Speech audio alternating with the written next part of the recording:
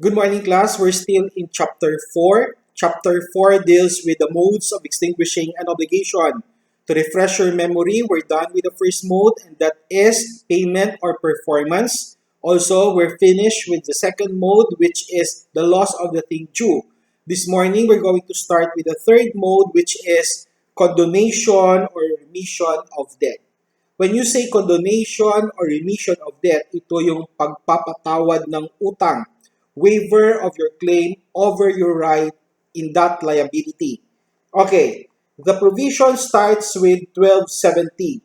1270 states that condonation or remission of debt is essentially gratuitous. Ibig sabihin, nothing is expected in return and requires the acceptance of the obligor. It may be expressed or implied.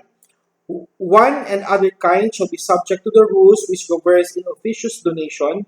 Express condonation shall furthermore comply with the forms of donation. So when you say condonation or remission of debt, it's as if ayaw mo na siyang singilin. Pinatawad mo na siya sa utang niya. No? But if, let's say, you are going to remit or condone the debt, the debt of one party, pag pinatawad mo siya sa utang, kailangan tanggapin niya yung condonation mo. No? Otherwise, the condonation is invalid.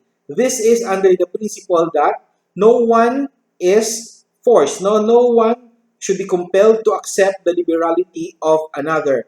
Therefore, pag sinabi nung pinagkautangan mo, oy, hindi na kita sisingilin, no? I will no longer collect from you. You say, oh, thank you.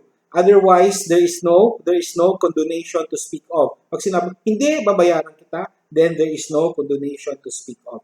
Condonation being gratuitous, no? When you say gratuitous class, nothing is expected in return other than pure liberality, other than your love and affection.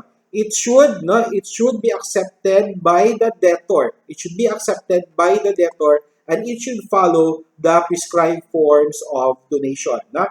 For condonation or remission of debt to ensue, no? These are the requisites. First requisite, it must be gratuitous. No? Number 2, it should be accepted by the debtor. Number 3, obligation must be demandable. Ibig sabihin, due na siya. The parties must have the capacity to, especially the creditor, no? He should have the capacity to condone or remit the debt. And number 5, condonation must not be in officious. When you say not in officious, hindi sobra-sobra. Like let us say, kinondon mo yung utang niya, wala na pala natira sa'yo. No? Hindi yan siya pwede. Otherwise, that will amount to in officious donation. And of course, number 6 is very important. It should comply with the different forms of donation. Okay? So again, I'd like to reiterate that in condonation or remission of debt, it is in essence donation.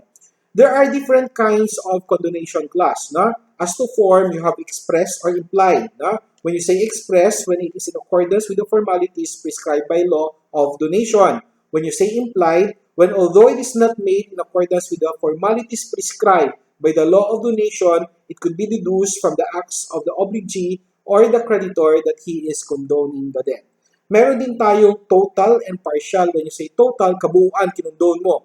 1 million ang utang niya sa'yo, pinatawad mo. Sabi mo ganun, hindi na kita kukolektahin. Anong appropriate na response ng debtor kung gusto niya tanggapin yung liberality ng creditor? Sasabihin niya, thank you. Na? Otherwise, there is no donation, there is no condonation to speak of. It could be total, it could be partial. Partial, ibig sabihin, hindi lahat. Na? Then, as to the Constitution, you have inter vivus or mortis causa. Na? What is the difference between condonation, inter vivus, and donation mortis causa? When you say donation inter vivus, the condonation takes effect during the lifetime of the creditor. Na? Sasabihin niya, o sige, pinapatawad na kita effective today. But when it is mortis causa, sasabihin niya, hindi na kita sisingilin sa utang mo, no? Pag tinawag na ako, no? Pag tinawag na siya ni Lord, no? Hindi kanya sisingilin. That is condonation mortis causa. Okay, again, as to form, you have express or implied.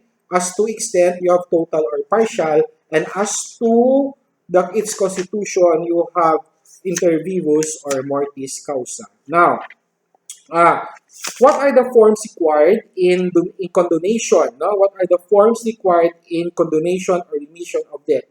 If it is a real property, if what was condoned, no, utang ng real property, then it should be in public instrument. Ibig sabihin, notarized, written and notarized. But if we say condone personal property, no, personal property, then it could just be verbal, no, verbal. However, if the amount is more than, no, amount is more than 5,000, no, the condonation should be in writing. No? Otherwise, the same is not valid.